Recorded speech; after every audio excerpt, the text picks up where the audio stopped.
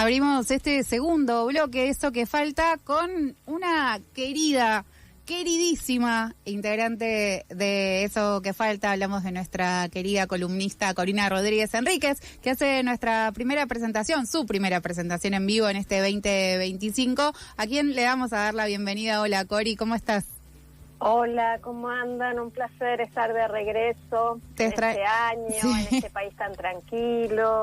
Este tercer año, no sé si, yo tengo la sensación en el cuerpo en realidad que fue como acumulando tensión. No sé vos cómo estás, cuál es tu situación actual, pero la mía es tensionada.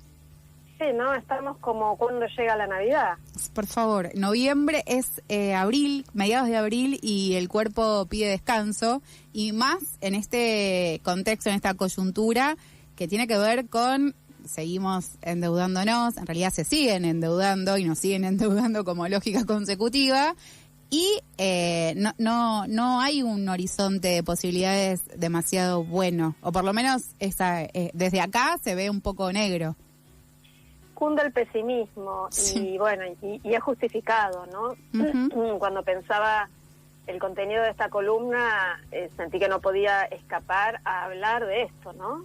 A hablar de los anuncios del viernes y del comienzo de esta llamada nueva etapa, nueva fase de la política económica. Se habló bastante en estos días, pero nos interesaba traer nuestra propia perspectiva sobre estos últimos anuncios, que el gobierno lo presenta como una fase 3, ¿no? Como si realmente hubiera habido un plan planeado en etapas, cuando en realidad lo que ha pasado fue que la estrategia anterior, que es muy parecida a la estrategia actual, fracasó.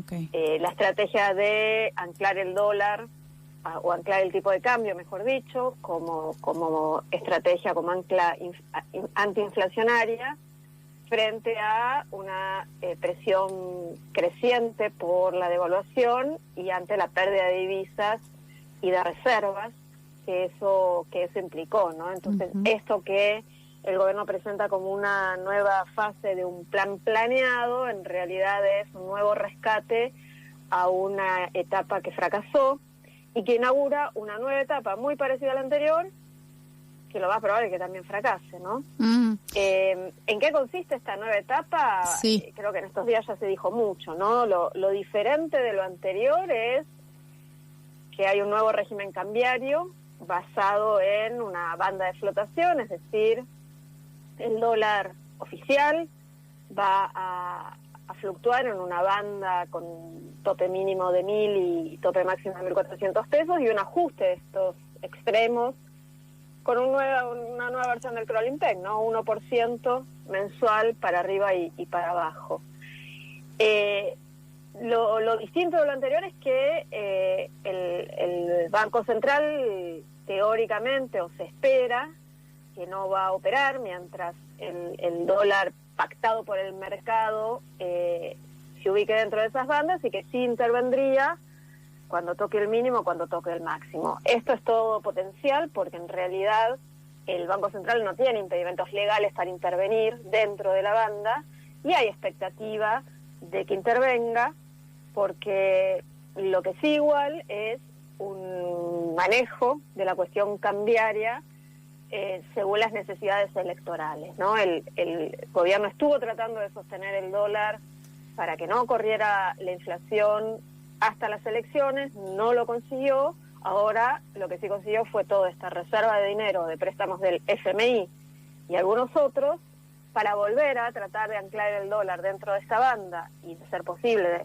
más cerca de el límite inferior de la banda hasta las próximas elecciones. Me parece que eso es una de las cosas que siguen, ¿no? Cori, ¿las próximas elecciones te referís ahora a las de ahora? Las de medio término, okay. Las de medio término de octubre. En Argentina creo que es imposible pensar en plazos más largos que el próximo par de meses, ¿no? Uh-huh.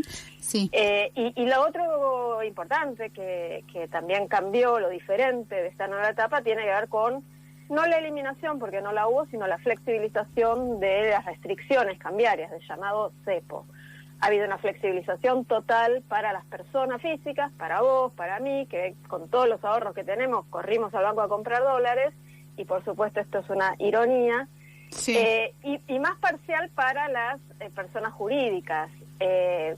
que básicamente lo que pasó para las empresas es que se eliminó el blend para los exportadores, es decir, ese tipo de cambio donde liquidaban una parte al dólar oficial y una parte al valor a la paridad de los dólares financieros. En un primer momento además se liberó la transferencia de dividendos en dólares de las ganancias de las empresas generadas a partir de este año. Pero lo que lo que ya estamos viendo son nuevas flexibilizaciones para las personas jurídicas, como la que se anunció ayer, que permite nuevamente el ingreso de dólares de inversores no residentes que pueden entrar y salir libremente después de 6 meses de haber permanecido.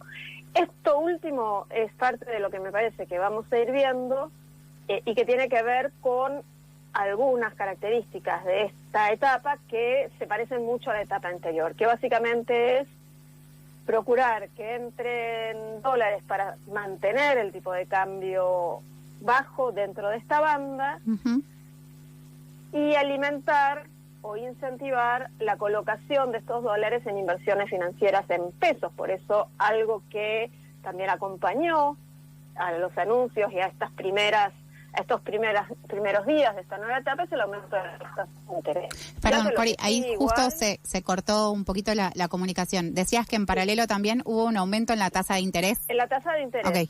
En la tasa de interés monetaria que establece el Banco Central cuando licita nuevas deudas en pesos, y las tasas de interés de los plazos fijos en los bancos.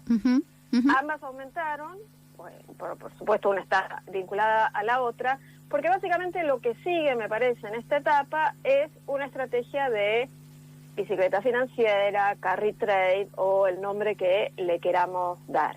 Me parece que en lo que estamos es en una etapa donde dentro de esta banda cambiaria lo que se busca es que las personas desarmen sus posiciones en dólares, inviertan financieramente en pesos y con eso seguir manteniendo la paridad cambiaria baja, porque sigue siendo el ancla inflacionaria principal de esta estrategia de gobierno. ¿Hasta cuándo puede durar esto?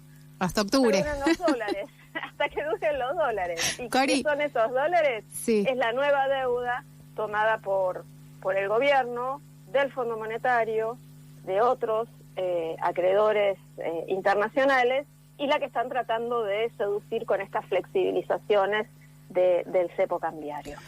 Sí, Cori, yo cuando te escucho siento que voy entendiendo la lógica, es decir, bueno, mantener el dólar a un determinado precio que sea conveniente en relación a poder frenar la inflación, ¿no? Ese es el esquema que yo tengo en mi cabeza cuando te escucho, y a su vez lo que no, digamos, me hace comprender o tener un piso para intentar entender la alegría de Caputo en la conferencia de prensa, ¿no? Decir, bueno, llegamos a esto cuando yo, al principio pensaba, che, esto es una devaluación, ¿no? Entonces, en esta transformación de significados, en esta resignificación, me parecía muy loco como ver a alguien contento cuando yo tenía una impresión de algo totalmente distinto, ¿no? Como una cuestión así de choque de significados. Y además, esto que estás diciendo, la segunda parte, que tiene que ver, bueno, de dónde sale la guita como para tener atado el dólar a un precio determinado y qué se va a esperar después de este préstamo que,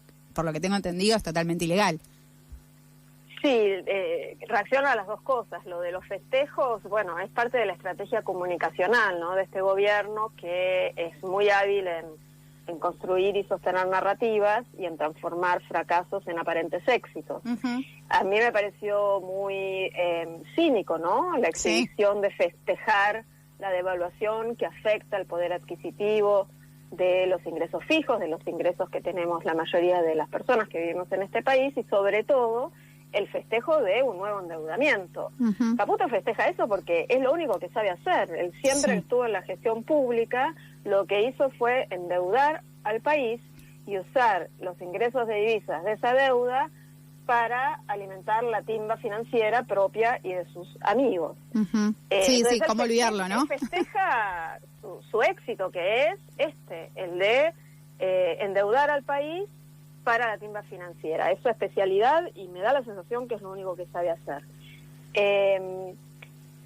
Luego, la contracara de eso, y por qué nos sorprendimos ante los festejos, es el nuevo endeudamiento. De lo que se está hablando menos, ¿no? Parece esta euforia que quiere transmitir el gobierno y que celebran los mercados, que también viven de la timba, tiene como contracara el endeudamiento que ellos no van a pagar, que vamos a pagar nosotros, ¿no? Ellos se fugan el dinero y se lo depositan en la isla de Man, como el propio Caputo, y la deuda nos queda a nosotros, a nuestros hijos y a las futuras generaciones. Y yo acá quisiera señalar dos cosas. La deuda, que es lo que está financiando esta nueva etapa de pseudo-euforia del gobierno actual, tiene varias implicancias. La primera, por supuesto, es que toda deuda se tiene que pagar. Eso implica tener que usar recursos para pagar la deuda en el futuro y no poder usarla para otras cosas, como pueden ser infinidad de políticas públicas que la economía y las personas estaríamos necesitando. Pero además la deuda contraída es una deuda en divisas, con lo cual también lo que esta nueva deuda o el aumento de la deuda que genera esta etapa implican es una necesidad de captar dólares. Parte del compromiso con el Fondo Monetario Internacional es fortalecer las reservas, y la única vía que tiene este país en la actualidad para generar esas divisas, para pagar el endeudamiento, es el extractivismo, con lo cual parte de esa celebración lo que esconde es la consolidación del proyecto extractivista que expolia los territorios, que destruye el medio en el que vivimos y que transforma en un sentido negativo las estrategias de vida de las personas en los territorios. Y finalmente lo que implica esta nueva deuda, que implica mayor presión fiscal, el Estado teniendo que seguir ajustando para tener recursos para pagar esa deuda, y la demanda persistente de divisas, es un achicamiento de la economía real. O sea, los que celebraban en esas fotos que circularon son los timberos, que viven alejados de la economía real. En la economía real, la economía de la producción, la economía de la reproducción, la economía de las pequeñas y medianas empresas, la economía del empleo, no hay ningún festejo posible, porque la situación actual y el horizonte es de un empeoramiento de las condiciones de la economía real, de una economía real que se achica, un consumo que disminuye, un desempleo que va a aumentar y unas peores condiciones de empleo que seguramente se van a profundizar.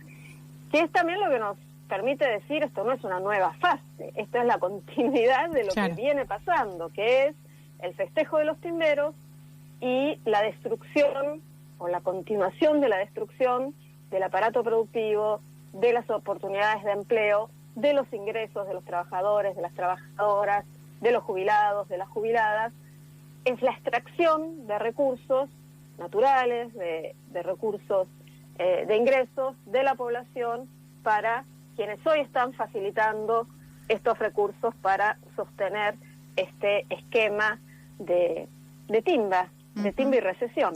Sí, Cori, ¿sabes qué? Vos decís, ¿no? Esto que es una profundización, en cierto punto no es que es una fase nueva, ni mucho menos está planificado, no por lo menos como ellos lo narran.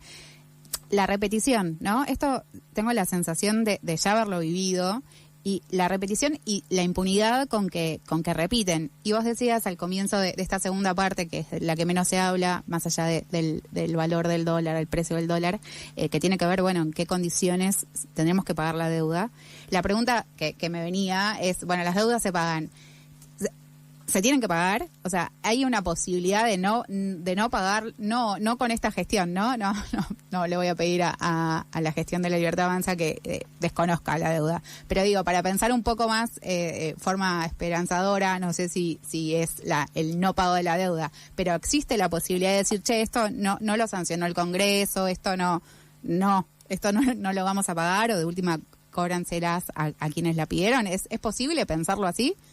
Yo creo que es importante, es necesario y ojalá sea posible dar una discusión política de la deuda, porque esta deuda es claramente, este endeudamiento, así como fue el endeudamiento de la gestión de Macri, son endeudamientos políticos. ¿Por qué? Porque son endeudamientos que ocurren por fuera de las normas establecidas, tanto localmente, ¿no? Hay una ley que establece que cualquier endeudamiento tiene que ser aprobado por el Congreso, y esa norma se reemplazó por aprobarle un decreto de necesidad de urgencia sin ningún tipo de detalle de cuál era ese endeudamiento, con lo cual ahí hay una situación normativa para mí irregular, pero también desde el propio Fondo Monetario Internacional, que le está prestando a Argentina muy por encima de lo que sus estatutos establecen que es posible, porque cada país puede recibir, todos los países que son miembros del Fondo Monetario Internacional, como Argentina, pueden recibir una cierta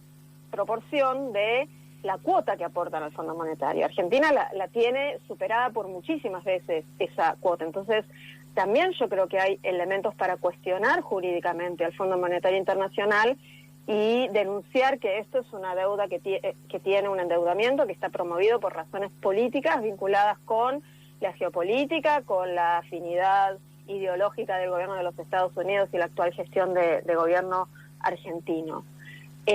O sea, la deuda es política y yo creo que amerita una discusión política de la deuda. Luego, también creo que es imposible avanzar en cualquier proceso de revisión de la deuda de manera individual y aislada. O sea, yo creo que si bien Argentina es el mayor deudor del Fondo Monetario, y si Argentina entrar en cesación de pagos con el Fondo Monetario podría generarle un problema, creo que no puede avanzar en ninguna instancia de este estilo individualmente, sino que tiene que ser una estrategia coordinada entre países del sur global, deudores actuales y potenciales deudores futuros.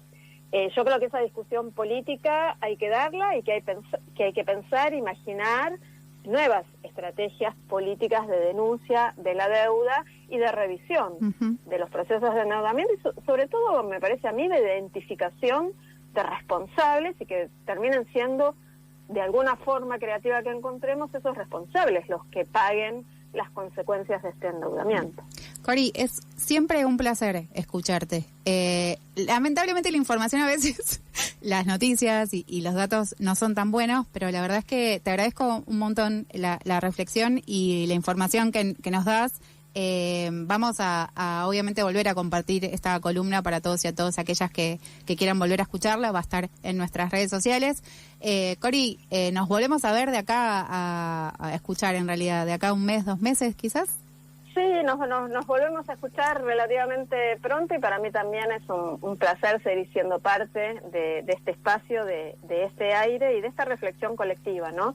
Yo creo que parte de lo que podemos hacer frente a lo que está pasando es seguir desafiando estas narrativas fiesteras dominantes, pero también seguir pensando y construyendo para el día después de mañana, ¿no? Esto no va a durar para siempre, esto va a terminar mal. Y creo que es importante que sigamos construyendo colectivamente ideas de cómo vamos a reconstruir este país y esta sociedad cuando esta etapa acabe. Muchísimas gracias, Cori. Quien hablaba es Corina Rodríguez Enríquez. Estábamos charlando acerca de lo que está sucediendo en esta supuesta tercera fase del endeudamiento con el FMI, también reflexionando sobre lo que puede llegar a pasar. Todo este contenido que estamos escuchando lo pueden volver a escuchar en nuestras redes sociales, lo van a tener por allí pautado. Estamos llegando al final del programa, por lo tanto me quedan 2 cuestiones muy importantes. La primera es decirles que las personas que hacen este programa posible son muchas y la verdad es que merecen la pena ser nombradas. Por ello voy a empezar a decirle gracias a Alicia Pérez Milano, quien se carga de la producción general, también a la señorita María Emilia Ganga, a Maylén Benítez, a María Laura Castro y a nuestra reciente incorporación. Hablamos de Azul Coquet, quien está ahora coordinando los controles, Eli Baldonado en la operación técnica. Hemos llegado al final de un programa con bastante información. Hablamos con la legisladora porteña Andrea Datri acerca de lo que estaba sucediendo con el maltrato docente en relación a las licencias médicas, específicamente del gobierno de la Ciudad de Buenos Aires. Después escuchamos a Cori Rodríguez Enríquez hablando acerca del Fondo Monetario Internacional, la deuda y todas las consecuencias que traen aparejadas. Mi nombre es Natacha Di Persia. Las voy a saludar hasta mañana porque vuelve eso que falta a las 13 horas. En este caso va a estar conduciendo nuestra querida amiga María Laura Castro. Ustedes no se vayan porque ya llega otro gran programa de esta hermosa casa con parlantes. Hablamos de Tarde pero Yendo, que va a estar con ustedes hasta las 16 horas, si no me equivoco. Les mando un abrazo gigante.